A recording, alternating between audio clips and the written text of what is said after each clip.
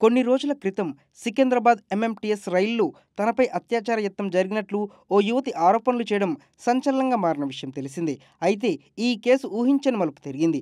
రైలులో ప్రయాణిస్తున్న సమయంలో ఒక వ్యక్తి తనపై అత్యాచారం చేయడానికి ప్రయత్నిస్తే తాను రైలు నుండి దూకేసినట్లు సదరు యువతి వాపోయింది. కానీ రీల్స్ చేస్తున్న సమయంలో ఆమె దురదృష్టవశాత్తు రైలు నుండి కింద పడిపోయిందని తాజాగా పోలీసుల విచారణలో తేలింది. ఈ విషయాన్ని స్వయంగా యువతే పోలీసులకు వెల్లడించింది. ఆమె మాటలు విన్న పోలీసులు కంగు తిన్నారు.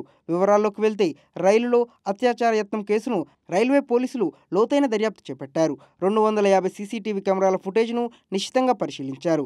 అలాగే 100కు పైగా అనుమానితులను విచారించారు. అయినప్పటికీ యువతి చెప్పిన కథనాలు పోలీసులకు అనుమానం తెప్పించాయి.